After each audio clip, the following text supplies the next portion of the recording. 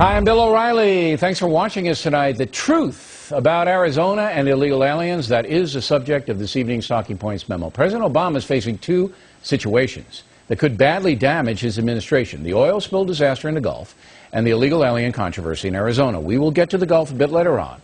But first, this story that is dividing America. Over the weekend, hundreds of thousands of pro-illegal alien demonstrators gathered across the country.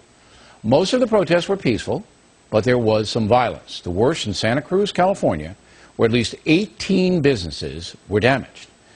Apparently, the far left is using the new alien law in Arizona to vent its anger. But what is the truth behind the law that allows local and state authorities to investigate immigration status? Governor Jan Brewer has ordered Arizona police not to question anyone unless the cops are already involved with that person, that is, investigating a violation. If police cannot prove their questioning is lawful, they can and will be sued. All foreigners in the USA are required by law to carry identification. But the Arizona police cannot question foreigners simply because of that. There has to be another reason. Nevertheless, the far-left media in America has defined the law in Nazi terms. We're going to judge you on how you look. We're going to throw you in jail. And also, they're going to throw these people in jail for 6 months. I think it's a result of a bunch of bigots in the Republican Party of Arizona. That's what it's the result of, and it's sad that they're behaving that way, and it makes the rest of us look bad as Americans. Nonsense. Nonsense. But that's the kind of propaganda that's spreading quickly, and some folks believe it. You cannot discriminate against people and pull them over because they look illegal. How do we know who's illegal? People with my tint of skin, they are going to be subject to criminalization just because of that, all because of personal appearance. And that's not right. By targeting people of color in general, it's a racist piece of legislation that should not exist. And those people believe that. They sincerely believe that.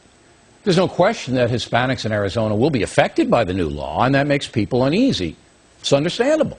Whenever one group is a target of anything, there will be controversy. But with more than 10 million illegal aliens currently in the USA, most of them Hispanic, there's no way to avoid the ethnic issue. Arizona had to do something. In the capital city, Phoenix, crime's out of control. For example, last year, New York City, with 6 times as many residents as Phoenix, had just 16,000 more reported crimes. San Diego, the same size as Phoenix, has 60% less crime. The recent murder of an Arizona rancher by a suspected illegal alien and the shooting of a deputy sheriff by alleged alien drug dealers have made the situation almost desperate.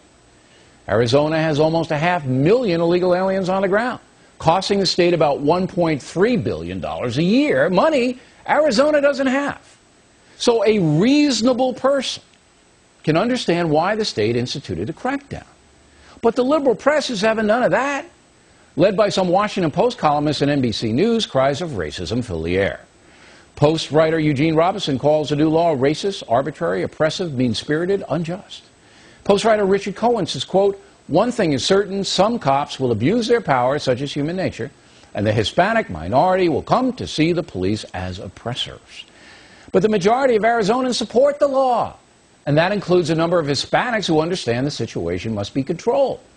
Obviously, the federal government has not secured the border. Remember, President Bush had 8 years to do it, and now President Obama has the power, but the border remains porous. And Arizona, as well as California, New Mexico, and Texas, continues to suffer. While the left-wing media exploits the issue, they offer no solutions at all, none. Also, they often equate legal immigration with illegal. Even President Obama has fallen into that trap. If you are a Hispanic American in Arizona, your great-grandparents may have been there before Arizona was even a state. But now suddenly, if you don't have your papers and you took your kid out to get ice cream, you're going to be harassed. That's something that could potentially happen. That's not the right way to go. Well, it could potentially happen, but you could sue if it happens.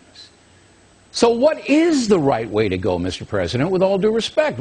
Why can't you use federal power to seal the border against criminal enterprise? There's danger for the president here. Factor's been investigating just who exactly is supporting the pro-illegal alien lobby, and we've zeroed in on two main organizations, both extreme left.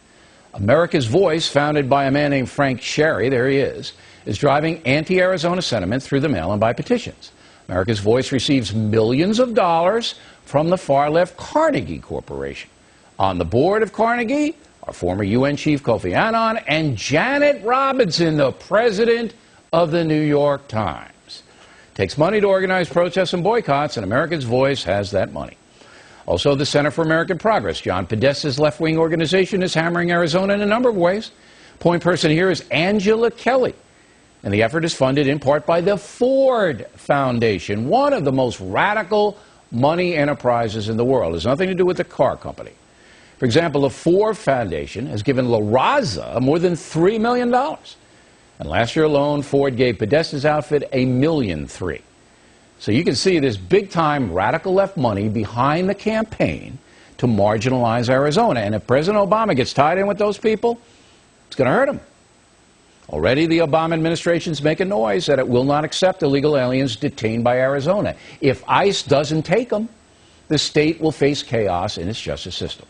Now, there's no question the USA needs a fair immigration system and tough new laws to control abuse. No question about it.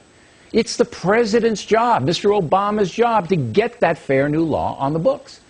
But if the debate over Arizona's action is any indication, the situation will become yet another polarizing exercise full of racist charges and hatred.